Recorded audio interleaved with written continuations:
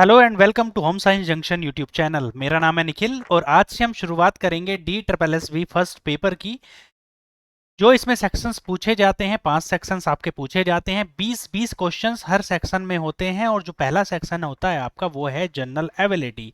Basically reasoning इसमें इस section में पूछी जाती है, तो वो आज हम उसके 20 क्वेश्चंस करेंगे। देखेंगे किस तरह के क्वेश्चंस DSSB के फर्स्ट पेपर में पूछे जाते हैं। और ये जो पेपर है ऑफिशियल पेपर है लास्ट ईयर का, और डोमेस्टिक साइंस यानी कि जो डोमेस्टिक साइंस वाला आपका पेपर होता है उसी का फर्स्ट पेपर ये है। तो देखते हैं पहले क्वेश्चन को जनरल एबिलिटी के। तो देख लेते हैं जो पहला क्वेश्चन पूछा गया है। ये आपका क्वेश्चन पूछा गया है कि कौन सी आकृति प्रश्न आकृति के प्रतिरूप को भरेगी। इनमें से 4 ऑप्शंस दिए जाते हैं और यहाँ पर इनमें से कौन सी आकृति इसको पूरा करेगी। तो यहाँ पर फिगर कंप्लीशन का ये क्वेश्चन है। तो आप देखते हैं इस फिगर में दी गई, जो ये फिगर दी गई है, यहाँ पर देखेंगे ये जो ट्राइंगल है, दो त्रिभुज हैं, ये अपोजिट डायरेक्शन में है और यहाँ पर जो ट्राइंगल बनेगा वो अपोजिट डायरेक्शन में। सबसे पहले तो इस सर्कल को पूरा करना है, तो सर्कल पूरा कर लिया हमने। बाद में देखते हैं ये ट्राइंगल जो है यहाँ पर भी एक ट्राइंगल बनना चाहिए। यहाँ पर भी क्या होना चाहिए? ट्राइंगल। और किस तरह से? वो कुछ इस तरह से। जो ये ट्राइंगल बनेगा, इस ट्राइंगल में आप देखेंगे यहाँ पर जो ये सर्कल बना हुआ है ये पीछे की तरफ बना हुआ है, यानी इस तरफ यहाँ पर बना हुआ है। तो ऐसी फिगर जहां पर भी जो भी जिस भी ऑप्शन में होगी वही आपका आंसर होगा। तो यहाँ देखेंगे कौन सी फिगर में ऐसी कौन सा ऑप्शन इसको मैच करता है? Option A. इसलिए आपका आंसर क्या हो जाएगा भाई? Option A. नेक्स्ट क्वेश्चन पर चलते हैं, अगला प्रश्न देखते हैं। जो अगला प्रश्न दिया गया है भाई आपका, ये है आपका अरेंजमेंट से प्रश्न है और साथ में डायरेक्शंस का यूज किया गया है बहुत थोड़ा सा। जैसे कि प्रश्न को देखते हैं। X Y Z P Q और आर एक पंक्ति में उत्तर की ओर मुंह करके बैठे हुए हैं। एक्स वाई और पी का पड़ोसी है। Q R O Q Z और आर का पड़ोसी है, पी एक्स के दाईं ओर है तथा पी और जेड एक दूसरे के निकटतम पड़ोसी हैं। तो इस प्रश्न में आप देखो उत्तर की तरफ किधर है। जब भी आप डायरेक्शंस बनाते हैं तो आप उत्तर की तरफ देखो। जैसे मैं ये डायरेक्शंस बनाता हूं, ये प्लस के निशान से आप डायरेक्शन को दिखाते हैं। ऊपर की तरफ लिखते हैं नैन, एन मतलब नॉर्थ।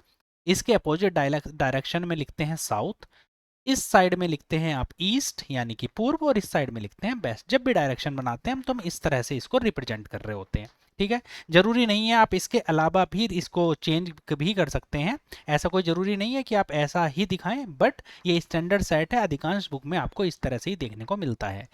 लॉजिक ये होता है इसके इसके इस तरह से रखने का कि इसके क्लॉकवाइज डायरेक्शन में, नॉर्थ के क्लॉकवाइज डायरेक्शन में हमेशा ईस्ट होता है, उत्तर के दाईं तरफ हमेशा क्या होता है? ईस्ट। बस इसका ध्यान रखना है, ये इंपॉर्टेंट है।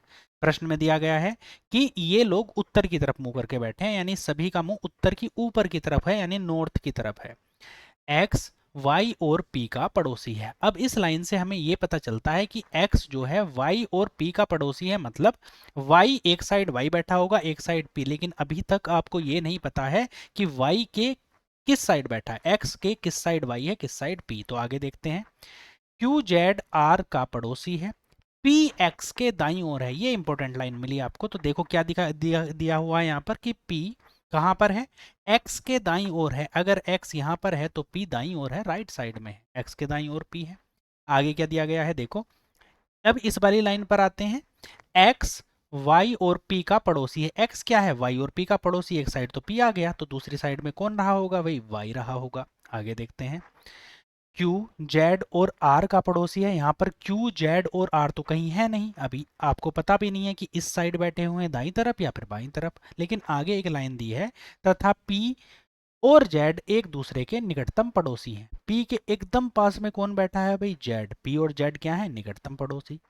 क्यू जेड और आर का पड़ोसी है। क्यू क्या है? जेड और आर का पड़ोसी है, तो क्यू यहां पर होगा और आर यहां पर होगा। क्यू क्या है? जेड और आर का पड़ोसी है, तो जेड यहां पर है, तो कहां पर हो सकता है? क्यू यहां पर। 6 लोग थे बैठाने के लिए, आपने 6 के 6 को बिठा दिया है। इन सभी का मुंह उत्तर की ओर, यानी कि ऊपर की तरफ सभी का मुंह है। अब प्रश्न में क्या पूछा गया है? एक्स और क्यू के मध्य कितने सदस्य हैं? तो आप बता देंगे एक्स और क्यू के मध्य 2 लोग हैं। कौन कौन है? पी और जेड। तो आपका आंसर हो जाएगा 2, इसलिए आंसर होगा आपका ऑप्शन 4। अगले प्रश्न पर चलते हैं। ये जो नेक्स्ट क्वेश्चन दिया गया है, ये क्वेश्चन है कि उस विकल्प की आकृति को ज्ञात कीजिए जो प्रश्न के अंदर छुपी हुई है। टॉपिक का नाम है एम्बेडेड फिगर। एम्बेडेड फिगर से क्वेश्चन पूछे गए हैं। इसमें आपको बताना होता है कि दिए गए ऑप्शंस में से, जो कि आपके ऑप्शंस दिए गए हैं, इनमें से कौन सी आकृति इस आकृति के जो क्वेश्चन आपकी फिगर है इसके अंदर एम्बेडेड है, मतलब इसके ऊपर अगर आप इसको रख दोगे तो कौन सी फिगर ऐसी होगी कि जो एकदम इसके अंदर समाहित हो जाएगी, बिल्कुल दिखाई देना बंद हो जाएगी। तो आप देखेंगे ऑप्शन 3 इसका सही आंसर है। कहां पर इसको रख सकते हैं, तो आप देखेंगे इस ट्राइंगल में, ट्राइंगल आ जाएगा, ये वाला त्रिभुज यहां पर आ जाएगा इस ट्राइंगल की जगह। जो अंदर वाला छोटा त्रिभुज है वो इस वाले इस बिल्कुल इस वाले ट्राइंगल पर क्या हो जाएगा, एम्बेडेड हो जाएगा। एम्बेडेड होने का मतलब उस फिगर के ऊपर आ जाना, अंदर समाहित हो जाना। तो ये इस जैसी ही फिगर दिखेगी। आंसर हो जाएगा आपका ऑप्शन 3। नेक्स्ट क्वेश्चन पर चलते हैं। प्रश्न दिया गया है, दिए गए विकल्पों में से श्रेणी में लुप्त पद को ज्ञात करिए। अब आपको करना क्या है, जो आपकी मिसिंग इमेज है, मिसिंग नंबर है, लुप्त पद है, उसको ज्ञात करना है। और क्वेश्चन है आपका ये सीरीज का। सीरीज से इस तरह के क्वेश्चन पूछे जाते हैं। अभी इसमें इस सीरीज में लेटर सीरीज और नंबर सीरीज दोनों मिक्स हैं। देखो यहाँ पर लेटर्स भी दिख रहे हैं, नंबर्स भी दिख रहे हैं, तो दोनों क्या है, मिक्स हैं। यहाँ अगर आप इस सीरीज की बात करेंगे तो देखेंगे कौन कौन से स्थान पर क्या आएगा। जैसे आप देखें ई पहले नंबर पर ई लिखा हुआ है, फिर लिखा है एच, यहां पर लिखा है के। तो ई कौन से स्थान पर आता है, जब अल्फाबेट्स लिखते हैं तो ई कौन से स्थान पर आता है भाई, ई आता है आपका 5th प्लेस पर, 5वें स्थान पर। एच को देखते हैं तो एच आता है आपका 8वें स्थान पर, 8th पोजीशन पर एच आता है। और के आता है आपका 11वें स्थान पर। तो आप देखेंगे 5 के 3 बाद 8, 8 के 3 बाद 11, तो अगला जो नंबर आना चाहिए वो 11 के 3 बाद आना चाहिए, यानी कि क्या होना चाहिए भाई, 14, यानी कि 14। किसका नंबर होता है 14, 14 होता है एन का नंबर, एन आएगा यहाँ पर। तो एन वाले आंसर हो सकते हैं, यानी कि 2 ऑप्शन आप एलिमिनेट कर सकते हैं। अब देखते हैं इन दोनों में बीच में क्या लिखा हुआ है, जे। जे के बाद पी और पी के बाद में बी। जे कौन से स्थान पर आता है भाई, जे आता है आपका 10वें स्थान पर। पी कौन से स्थान पर आता है, पी आता है 16वें स्थान पर। और वी, वी कौन से स्थान पर आता है, 22वें स्थान पर। जब भी आप देखते हैं 10 के बाद 16, 16 के बाद 22, यानी कितना कितना जुड़ा है, 6 प्लस 6। तो आगे जो नंबर आना चाहिए वो भी प्लस 6 जुड़ करके कितना आना चाहिए भाई, 28। अब 28 तो अल्फाबेट्स होते नहीं है, 26 ही होते हैं। तो 26 अल्फाबेट के बाद में साइकिल में प्रोसेस होना शुरू हो जाती है। 26 के बाद 26 किसका होता है, जेड, जो कि लास्ट अल्फाबेट है इंग्लिश अल्फाबेटिकल सीरीज का। तो 26 के बाद में 27वां कौन सा हो जाएगा, ए। 27वें के बाद 28वां कौन सा हो जाएगा भाई, बी हो जाएगा। इसलिए आपका आंसर क्या हो जाता है, ऑप्शन 4।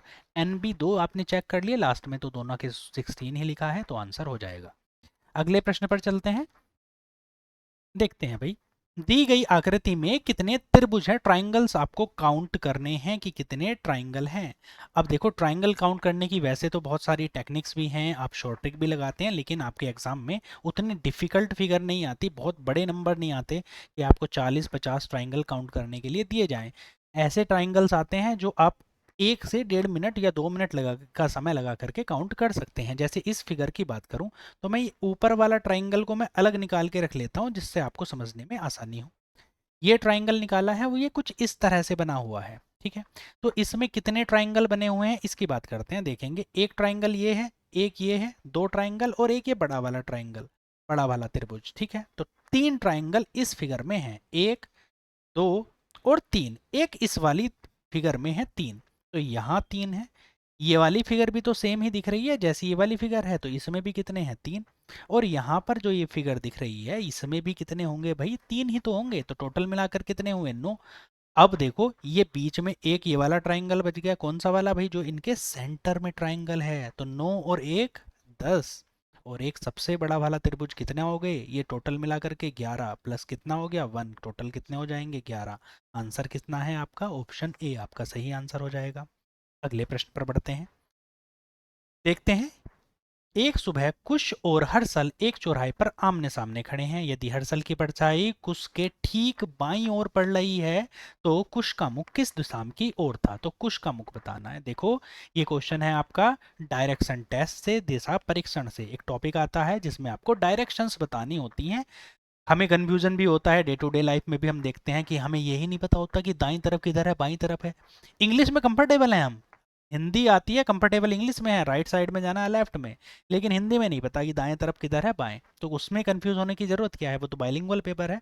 आप कन्वर्ट करके देख सकते हैं जब भी आपके डायरेक्शन के क्वेश्चन आ जाएं या फिर क्वेश्चन हो आपके ब्लड रिलेशन के, तो हमेशा कोशिश ये करना कि इंग्लिश वाली लैंग्वेज प्रेफर करना आसान पड़ता है। जैसे यहाँ पर अगर आप देखेंगे कि एक सुबह कुश और हर्षल एक चौराहे पर आमने सामने बात कर रहे थे, तो पहले चौराहा बना लेते हैं, चौराहा जहां पर दो रास्ते एक दूसरे को बिल्कुल काट देते हैं, तो चार रास्ते उस पॉइंट से बन जाते हैं चौराहा। यदि हर्षल की परछाई कुश के ठीक बाईं ओर थी, तो कुश का मुख किस दिशा की ओर था। देखो सुबह की बात कर रहा है, सुबह की बात मतलब जो सूर्य होगा वो पूर्व दिशा में दिखाई देगा, ठीक बात है। यहां से ऐसे रेज आएगी, सूर्य की किरणें आएंगी। अब दोनों हैं, जब दाएं बाएं परछाई पड़ती हैं, हम जब एक्सरसाइज कर रहे होंगे डायरेक्शन, तब इसमें इस बात को बहुत अच्छे से समझेंगे कि ऐसा क्यों है। जब, लेकिन अभी आपको एक शॉर्ट ट्रिक बता देता हूं कि जब भी सूर्य पूर्व या पश्चिम दिशा में होता है, या बेसिकली सुबह या शाम का वक्त होता है, और परछाई दाईं बाईं पड़ रही होती है, तो दाईं ओर या फिर बाईं ओर, तो जो व्यक्ति हैं वो नॉर्थ और साउथ डायरेक्शन में ही होंगे। कहाँ होंगे भाई, नॉर्थ और साउथ डायरेक्शन में। एक का मुंह नॉर्थ की ओर होगा, एक का मुंह साउथ की ओर होगा। लेकिन अभी आपको ये नहीं पता है कि आंसर क्या है फाइनल, नॉर्थ की ओर ही है एग्जैक्टली या साउथ की ओर है, ये नहीं पता, इनमें भी तो बताना है। तो पूर्व पश्चिम आंसर हो, ये तो आप एलिमिनेट कर ही देंगे स्टार्टिंग में, ये देखते ही, क्वेश्चन को देखते ही, क्योंकि यहाँ पर आगे पीछे परछाई की बात नहीं की गई है। अगर परछाई होगी आगे या पीछे की ओर, तब पूर्व या पश्चिम आंसर होता है। अब देखो आगे क्या दिया गया है, हर्षल की परछाई कुश कुश के ठीक बाईं ओर, बाईं मतलब लेफ्ट साइड की ओर पड़ रही है। तो अगर यहाँ पर कुश है, ये कौन है भाई, कुश है, और ये कौन है, हर्षल है, एच एच लिख देते हैं कि उसके लिए के। तो इसकी परछाई कहाँ बनेगी, हर्ष की जो हर्षल की परछाई इस साइड बनेगी, इस साइड बनेगी कि नहीं, क्योंकि जिधर से रेज आती हैं, जिधर से किरणें आती है, उधर थोड़े ना परछाई बनती है, सामने से जहां पर लाइट आती है उसके पीछे की तरफ बनती है। अगर लाइट इस साइड से पड़ रही है तो परछाई कहाँ पड़ेगी, इस साइड में परछाई आपकी बन रही होगी। तो कुश के लिए कहाँ कौन सी पोजीशन है, ये बाईं ओर है, लेफ्ट साइड है। तो अब ये बताना है कि कुश का मुख कहाँ है। आप देखेंगे कुश का मुख उत्तर की ओर है, ऊपर की ओर, तो आपका आंसर 3 हो जाएगा। नेक्स्ट प्रश्न, नेक्स्ट क्वेश्चन है सीरीज का। सीरीज देखेंगे, सिंपल सी सीरीज आई है, आप देखिएगा सीरीज 2 3 6 15 42। जब इस तरह की सीरीज होती है, ये आपकी है नंबर सीरीज, तो नंबर्स में दो तरह की पॉसिबिलिटी जनरली होती है। जब सीरीज धीरे धीरे चल रही होती है, तब वो पॉजिटिव निगेटिव या फिर वर्ग की सीरीज होने के चांस होते हैं। जब सीरीज बहुत तेज चलती है या तेज चलती है अपेक्षाकृत, तो वो गुणा या भाग की सीरीज हो सकती है। क्या होता है ये तो हम एक्सरसाइज में पढ़ेंगे, फिलहाल यहाँ पर देख लेते हैं क्वेश्चन को। 2 3 6 15 42, आप देखेंगे 2 से 3 बना, कैसे बनाया भैया, 2 गुणा 3 माइनस 3 कितना हो जाएगा भाई, 6। 2 तिया 6 में से 6 घटाया, 6 में से 3 घटाया तो कितना हो जाएगा, 2 तिया 6 माइनस ये कितना हो जाएगी वैल्यू भाई, 3 हो जाएगी। आगे देखते हैं, जब 3 से 6 बना तो कैसे बना है, तो 3 गुणा 3, 3 तिया 9, और माइनस 3 किया तो कितना मिला आपको, 6 मिला। यहाँ पर कितना मिला आपको, 6। आगे देखते हैं, 6 से 15 बना, कैसे बना भाई, 6 गुणा 3 माइनस के 3, 6 तिया 18 में से 3 घटाया तो कितना बना, 15। 15 से बना 42, कैसे बना होगा, 15 गुणा 3 माइनस के 3, कितनी वैल्यू आ जाएगी भाई, 42 वैल्यू आ जाएगी। 15 तिया 45 माइनस 3 42। आगे देखते हैं, 42 से गुणा 3 और माइनस 3 करेंगे, कितनी वैल्यू आ जाएगी, 42 तिया 126, और 126 में से 3 घटाया तो 123। आपका आंसर हो जाएगा ऑप्शन 4। अगले प्रश्न पर चलते हैं। एक कक्षा में उत्तीर्ण छात्रों में से रूही ऊपर से 22वें स्थान पर, रश्मि जो कि रूही से 5 रैंक नीचे है, नीचे से 34वें स्थान पर। कक्षा में सभी छात्रों ने परीक्षा दी, कक्षा में उत्तीर्ण हुए छात्र और जो अनुत्तीर्ण हुए उनका अनुपात 4:1 है। कक्षा में कुल कितने छात्र हैं, ये क्वेश्चन किस टॉपिक से आ जाता है, आपका ranking order and sequence topic होता है आपका रीजनिंग का, उससे ये क्वेश्चन दिया गया है। देखो जैसे दिया गया है वैसे ही आपको लिखना है, आपका क्वेश्चन हो जाएगा सॉल्व। उसमें क्या करना है, जैसे जैसे दिया गया है, लेकिन कोई पॉइंट मिस नहीं करना। जैसे यहाँ पर क्या दिया गया है, रूही ऊपर से 22वें स्थान पर है, तो टॉप से रूही की पोजीशन कौन सी है भाई, 22 2 पोजीशन है। और रश्मि जो रूही से 5 स्थान नीचे है। रश्मि कहाँ है भाई? रश्मि रूही से, जो रूही से 5 स्थान नीचे है। ये किसकी पोजीशन थी? ये रूही की पोजीशन थी। तो रश्मि की कहाँ होगी भाई? नीचे होगी। कितने स्थान? 5 स्थान। 22 के 5 स्थान नीचे मतलब 27वीं पोजीशन पर कौन होगी भाई? रश्मि होगी। रश्मि लिख लेते हैं क्योंकि दोनों के नाम आर से ही हैं। आगे देखते हैं। नीचे से 34वें स्थान पर है। कौन है नीचे से 34वें स्थान पर? जो रूही से 5 स्थान नीचे है वो है 34वें स्थान पर नीचे से, यानी कि रश्मि है नीचे से 34वें स्थान पर। फिर से एक बार देखिएगा, रूही ऊपर से 22वें स्थान पर, रश्मि रश्मि जो रूही से 5 स्थान नीचे है, नीचे से 34वें। अगर मैं नीचे से बात करूं रश्मि की पोजीशन की, तो ये कौन सी पोजीशन है? 34, 34वीं पोजीशन है। ठीक बात है। कक्षा में सभी छात्रों ने परीक्षा दी, लेकिन ये जो लिस्ट है, ये आपने ये जो रैंकिंग बनाई, ये किसकी है? उत्तीर्ण छात्रों की। तो उत्तीर्ण छात्र कितने हैं? जो पास हुए वो कितने हैं टोटल? इसकी रैंक देखो रश्मि की, नीचे से कितनी है? 34 और ऊपर से कितनी है? 27। तो पास कितने हुए? 34 प्लस 27 माइनस के 1, इतने टोटल हो जाएंगे। -1 क्यों कर रहे हैं? क्योंकि रश्मि को आपने 2 बार काउंट कर लिया है। ऊपर से भी देखो रश्मि को काउंट करा और नीचे से भी, तो एक बार माइनस कर देंगे। कितना हो जाएगा भैया? 4 7 11, 11 में से 1 घटाया 0, हासिल लगा 1, 2 3 5 और 1 6, यानी कि टोटल स्टूडेंट कितने हैं? 60 जो कि पास हुए हैं। 60 तो पास हुए हैं। ठीक है, 60 क्या है? पास हुए। आपको बताना क्या है? कक्षा में कुल कितने छात्र थे। लेकिन अनुपात भी तो दे रखा है, रेशियो भी दे रखा है, जो पास हैं और जो फेल हैं, या फिर जो पास और फेल का अनुपात कितना दे रखा है? अनुत्तीर्ण और अनुत्तीर्ण का 4:1। ये जो वैल्यू है इस 4 हिस्से की वैल्यू है, या फिर ये कहूं कि ये 4x की वैल्यू है जो कि पास हुए हैं। उस 4 भाग की वैल्यू कितनी है? 60। तो 1x की वैल्यू कितनी हो जाएगी भाई? 15। और चूंकि 4 और 1 5 हिस्से हैं, तो 5 हिस्से यानी 5x की वैल्यू कितनी हो जाएगी? 75, यानी टोटल स्टूडेंट कितने होंगे? 75। इस टाइप के क्वेश्चंस को आप ऑप्शन से भी कई बार सॉल्व कर सकते हैं। जब आपका इतना सॉल्व हो गया, इसके बाद में आप ऑप्शन से रख के भी सॉल्व करें, तब भी बड़ी आसानी से ये सॉल्व हो जाएगा। अगले प्रश्न पर चलते हैं।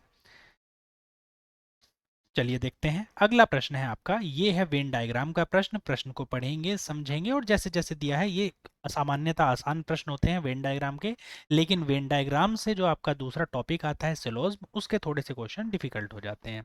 क्या दिया गया है? आयत कुत्तों को दर्शाता है। जो भी दिया गया है उसको हम लिख लेते हैं। आयत किसको दर्शाता है भाई? कुत्तों को। और क्या दिया है? त्रिभुज आवारा कुत्तों को, तो इनके लिए त्रिभुज के लिए लिख लेते हैं आवारा। ये आवारा को दर्शा रहा है, आवारा कुत्तों को। षष्ठभुज बिजली बिल्ली को दर्शाता है, इसके लिए क्या लिख लिया आपने? बिल्ली को दर्शाता है। वृत्त काली बिल्ली को, तो इसके लिए आपने लिख लिया काली। ठीक है। कौन सा अंक का समूह कुत्तों को दर्शाता है जो काली बिल्ली और बिल्ली है? ऐसे कुत्ते, कुत्ते कितने कौन से हैं जो कि इस आयत में हैं, जो इस आयत के अंदर आएंगे, वो सारे के सारे कुत्ते जो काली बिल्ली और बिल्ली को दर्शाते हो। काली बिल्ली जो सर्कल में आएंगी, और बिल्ली जो कि इस षष्ठभुज में आ जाएंगी। मतलब एक तो इस आयत में होना चाहिए, इस षष्ठभुज में होना चाहिए, और इस सर्कल में होना चाहिए। कौन है ऐसा? 7। तो आपका आंसर भी क्या हो जाएगा भाई? 7 आपका आंसर हो जाएगा, जो कि विकल्प 1 में दिया गया है। अगले प्रश्न पर चलते हैं। अब देखते हैं, ये आपका प्रश्न होता है एनालॉजी से, यानी सादृश्यता परीक्षण। एक टॉपिक होता है रीजनिंग में जिसमें तुलना की जाती है। जैसे सुनार की तुलना की गई है सोने से। सुनार क्या है? काम करने वाला एक कारीगर है जो कि सोने पर काम करता है, सोने का काम करता है सुनार। गायक पियानो नहीं, गायक का क्या काम है? गाने पर काम करता है, सिंगिंग का। पियानो नहीं, म्यूजिशियन का होता है ये काम। बढ़ई लकड़ी, बिल्कुल सही बात है, ऑप्शन दूसरा आपका सही हो जाएगा। बढ़ई का काम क्या है? लकड़ी का काम है, इसलिए आपका आंसर हो जाएगा ये। डाकिया का वितरण का काम है, बिल्कुल गलत बात है। डाकिया का डाक का काम है, वितरण का नहीं है। पत्थर प्रतिमा, दोनों अलग चीज हो गई। दोनों ही क्या है? पत्थर से प्रतिमा बनती है, बनाने वाला कोई नहीं है, यहाँ पर कोई भी कारीगर नहीं है, इसलिए ये भी गलत। तो आंसर क्या हो जाएगा आपका? सेकंड। अगला प्रश्न देखते हैं। ये फिर से आपका जो क्वेश्चन है वेन डायग्राम का प्रश्न है। प्रश्न देखिएगा। अपराधी, जेब कतरे, आगजनी करने वाले। आगजनी करने वाले मतलब आग लगाने वाले। देखो ऐसा हो सकता है ना कि कुछ जेब कतरे आग लगाने वाले भी हों और कुछ आग लगाने वाले जेब कतरे हों, पर यह भी जरूरी नहीं है कि सारे जेब कतरे आगजनी करने वाले हों। या फिर सारे आगजनी करने वाले जेब कतरे ही हों। तो इम्पोर्टेंट ये है कि जो जेब कतरे हैं उनमें से कुछ आगजनी करने वाले, आग लगाने वाले, जैसे देखा है ना आपने कि कहीं पर दंगे भड़क गए तो कोई आग लगाने वाले होते हैं, तो जरूरी थोड़ी ना है कि वो जेब कतरे ही हों ना। और कुछ हो सकता है जेब कतरे हों कि आगजनी भी करते हों, ये वाला भी कर देते हो। पर दोनों ही, चाहे जेब कतरे हों चाहे आगजनी करने वाले हों, वो होते तो अपराधी हैं, यानी दोनों के दोनों आते तो अपराध की श्रेणी में ही हैं। तो जो भी इस तरह के सर्कल को दिखाएगा वही आपका आंसर है, जो कि दिखा रहा है ऑप्शन सेकंड। अगला प्रश्न देखते हैं। अगला प्रश्न देखिए, ये प्रश्न है आपका कोडिंग डिकोडिंग का, इंपॉर्टेंट चैप्टर है हर एक एग्जाम में, चाहे आप DSSB का एग्जाम दे रहे हैं, चाहे कोई एग्जाम दे रहे हैं जिसमें रीजनिंग पूछी जाती है, ये टॉपिक मस्ट है, फेवरेट टॉपिक होता है। ग्रोथ को इसके रूप में लिखा जाता है, थायराइड को ये लिखा जाता है, तो वर्थी को कैसे लिखा जाएगा। अब ये है डायरेक्ट कोडिंग, आप देखेंगे जी का जो कोड है 5 है, आर का कोड 9 है, ओ का कोड 4 है, एच का कोड इसी तरह से बाकी सारी चीज़ों का कोड भी दिया गया है, बाकी सारी चीज़ों का कोड भी ऐसे ही दिया गया है। अब ये कंफर्म करने के लिए कि ये डायरेक्ट कोडिंग है, आप देखते हैं, देखो यहाँ पर एच का यूज़ है, एच के लिए 7 कह रहा हूँ मैं, तो यहाँ पर देखेंगे सेकंड नंबर पर एच है, यहाँ पर इसके लिए भी क्या है 7 है। ऐसे ही जो कॉमन शब्द हैं, कॉमन लेटर्स यूज हुए हैं, वो क्या होंगे, सेम, एक सेम ही क्या दिखा रहे होंगे, कूट दिखा रहे होंगे कोड। यहाँ पर वर्थी का कोड चाहिए, तो डब्लू के लिए यहाँ पर लास्ट से तीसरे स्थान पर क्या हो जाएगा आपका, वर्थी आ जाएगा, तो वर्थी के लिए डब्लू है, यानी कि कौन सा आ जाएगा भाई, 6 आएगा, 6 से शुरू होने वाला नंबर चाहिए, ये आपका ऑप्शन एलिमिनेट हो गया। अब लास्ट में देखेंगे y है, y के लिए क्या कूट होगा, अगर y का देखेंगे तो यहाँ से तीसरे स्थान पर कौन है, 1, 7 और 8, तो लास्ट में जिसके 8 होगा, यानी ये भी ऑप्शन एलिमिनेट हो गया। आंसर अभी ये हो सकते हैं या ये हो सकते हैं, इन दोनों में देखते हैं कि क्या कॉमन नहीं है। तरीका होता है क्वेश्चन को जल्दी सॉल्व करने का, देखो 4 यहाँ पर भी है, लेकिन जो तीसरा लेटर है यहाँ पर 9 है और यहाँ पर 0, तो तीसरा लेटर क्या है यहाँ पर आर, आर कौन से स्थान पर है, दूसरे स्थान पर है ग्रोथ में, तो आर के लिए नो यूज हुआ होगा, इसलिए आपका आंसर है पहला वाला, सेकंड आप जो थर्ड है वो आंसर नहीं है, 0 थोड़े ना यूज हुआ है। ठीक है, अगले प्रश्न पर चलते हैं। क्वेश्चन देख लीजिएगा, क्वेश्चन ये है इनइक्वालिटी का, इनइक्वालिटी का क्वेश्चन है, यहाँ पर तुलना की जाती है कि कौन सा किससे बड़ा है। एक चीज आप नोट कर लीजिएगा, बहुत हेल्पफुल रहेगी आपके लिए, ये जो दो साइन अगर आपको दिख जाएं दो चीजों के बीच में, मान लीजिए यहाँ पर लिखा है मैंने ए, यहाँ पर लिखा है बी, तो इनके बीच में आप कभी भी कोई रिलेशन नहीं बता सकते कि ये इससे बड़ा है या छोटा है, इनके बीच में हमेशा ये रहेगा कि इससे बड़ा या छोटा कुछ भी हो सकता है, आप ए और बी का रिलेशन नहीं बनाते हैं। अब क्वेश्चन पर बात करते हैं, ये तो ट्रिक थी। क्वेश्चन देखो ये दिया गया है, इसके आधार पर आपको इन निष्कर्षों में से तय करना है कि कौन सा निष्कर्ष सही है। जैसे पहला दिया गया है P is greater than C, B C से बड़ा है, क्या ये बात सही है। तो आप यहाँ देखो B कहाँ पर है, ये है, C कहाँ पर है, ये है। अब इनके बीच में देखो एक यहाँ पर निशान आ गया और बी के बीच में ये वाला निशान आ गया, तो आप देखोगे बी और सी के बीच में अपोजिट निशान आ गए, मतलब पहले वाले को आप गलत कर दोगे, जो पहला वाला निष्कर्ष हो जाएगा वो क्या हो जाएगा, गलत।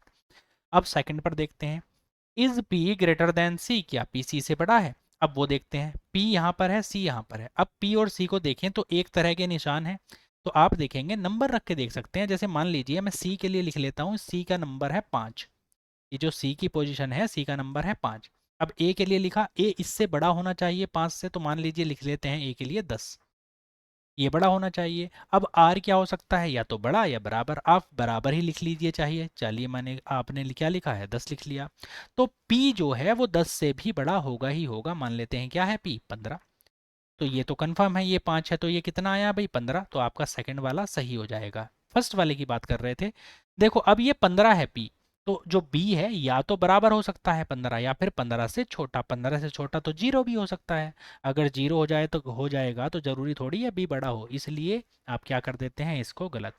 जब भी निष्कर्ष में आप 100% श्योर नहीं हो कि ये बात सही है, तब तक उसको आप गलत मानते हो, पहला वाला क्या हो जाएगा गलत, दूसरा सही, आंसर क्या हो जाएगा 3। अगले प्रश्न पर चलते हैं, क्वेश्चन नंबर 14 है इस सेक्शन का, देखिएगा क्वेश्चन दिया गया है, ये है आपका एनालॉजी का प्रश्न, यहाँ पर भी तुलना की जाती है, देखो जैसे इस पेयर का संबंध इस पेयर से है, वैसे ही इसका संबंध किससे होगा, ये आपको बताना है।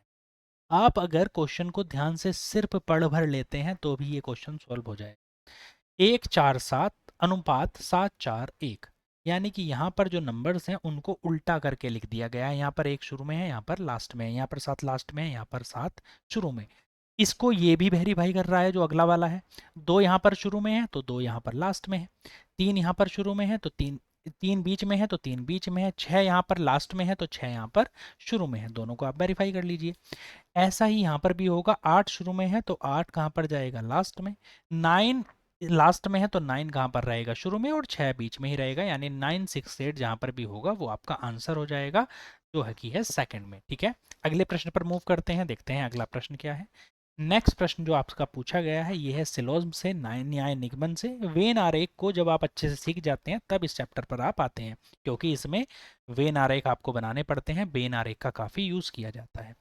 अब बनाते कैसे हैं वेन आरेख? अगर आपने वेन आरेख इसका सही बना लिया, इस कथन को आपने सही से रिप्रेजेंट कर दिया डायग्राम के रूप में, तो निष्कर्ष आप लगभग निकाल लेते हैं। 70% आपका क्वेश्चन सॉल्व हो गया लगता है। ठीक है, देखते हैं।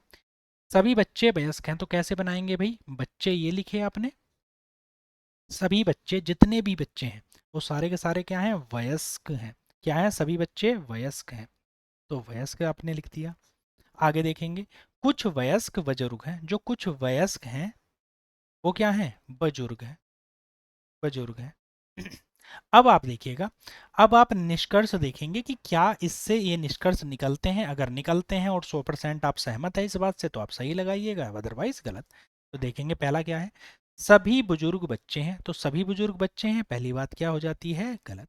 सेकंड क्या दिया गया है, कुछ बच्चे बुजुर्ग हैं। क्या कुछ बच्चे बुजुर्ग हैं, ये बात भी क्या हो जाती है, गलत। तो आपका आंसर क्या हो जाएगा, सेकंड। जब तक आप 100% कन्फर्म ना हो, वो बात जब तक वेरीफाई ना हो जाए तब तक आप उसको गलत मानते हैं। अगला क्वेश्चन देखते हैं। ये क्वेश्चन फिर से आपका आया है नॉन वर्बल से। नॉन वर्बल मतलब अभाषिक तर्क शक्ति से। देखो इन दोनों का जो संबंध है, बीच में अनुपात का निशान है ना, ये तुलना बताता है, संबंध बताता है। और ये 4 डॉट जो होते हैं वो होता है समानुपात का निशान, ये भी संबंध दिखाता है। ये पेयर का पेयर से संबंध दिखाता है समानुपात, ये एक का एक से, इंडिविजुअल का इंडिविजुअल से संबंध दिखाता है। और जब भी ये रिलेशन होता है वो समान चीज़ों में होता है, ऐसा नहीं अलग अलग चीज़ों में होगा। ठीक है, तो यहाँ पर देखेंगे आप, तो बीच में क्या लगा हुआ है भाई, ये एक शीशा लगा हुआ है। अगर आप इसको मिरर इमेज की तरह ट्रीट कर सकते हैं। यहाँ पर भी क्या होगा, ये मिरर इमेज बन जाएगी इसकी। मिरर की खासियत क्या होती है, जो चीज़ पास होती है उसको पास दिखाता है, जो दूर होती है उसको दूर दिखाता है। ठीक है, तो यहाँ पर ये इमेज कैसी बनेगी, कुछ इस तरह की। कहाँ बनी है ये, ऑप्शन ए में। अगला प्रश्न, सबसे आसान प्रश्नों में नॉन वर्बल के प्रश्न ही आते हैं। अगला प्रश्न देखेंगे, देखिएगा। क्वेश्चन नंबर 17 है, अक्षरों के दिए गए समूह में से विषम चुनना है। विषम मतलब ओड चुनना है। इनमें से, इन 4 दिए गए ऑप्शंस में से 3 कुछ ऐसे होंगे जो एक तरह के होंगे और एक अलग होगा। अब इन तीनों में आपको आंसर कौन सा पता है, कि आंसर तो एक है, पर क्यों है ये समझ लीजिए। एल एल जो लास्ट में था वही पहले में था, जो सेकंड लास्ट पर था वही जो सेकंड है वो है, और बीच में वी लिखा हुआ है। यहाँ पर देखेंगे रिवाइवर में आर लास्ट में है और आर ही प्रारंभ में है।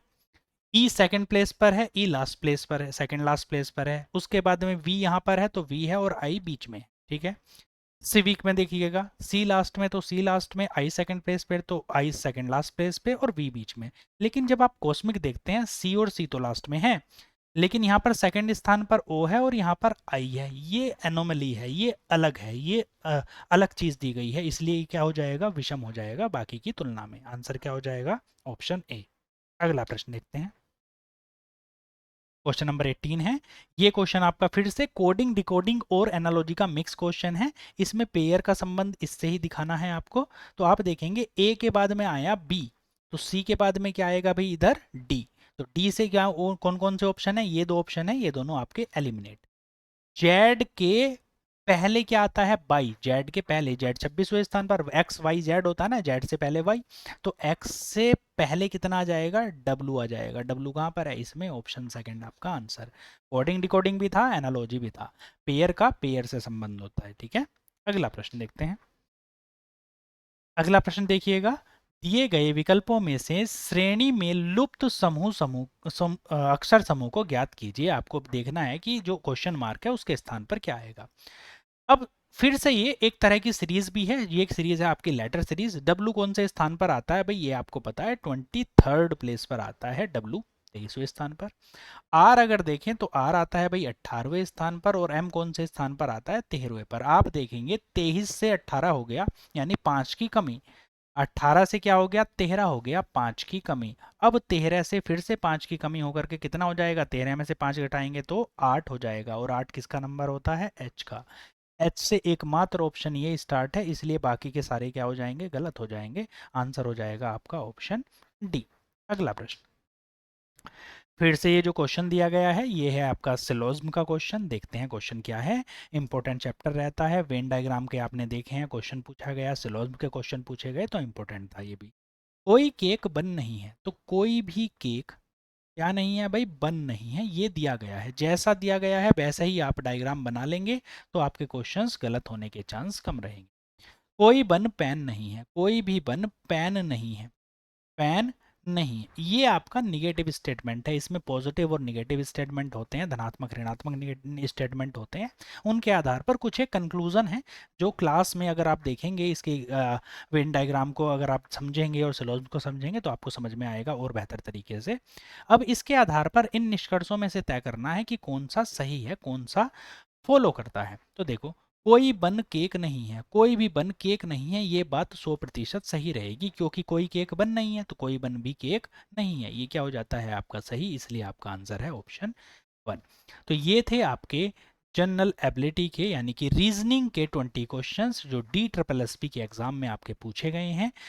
बाकी के जो क्वेश्चंस हैं और बाकी के जो सेक्शंस हैं उनमें आपका अर्थमेटिक एबिलिटी आता है, हिंदी के क्वेश्चंस आते हैं, इंग्लिश के क्वेश्चंस आते हैं और जीके के। हमारी कोशिश ये रहेगी कि वन बाय वन हम सारे के सारे जो पोर्शंस हैं उनको कवर करें, पर इम्पोर्टेंटली रीजनिंग के पार्ट को जरूर कवर कर लें, क्योंकि रीजनिंग एक ऐसा टॉपिक होता है जो अधिकांश बच्चे कर सकते हैं कम एफर्ट में।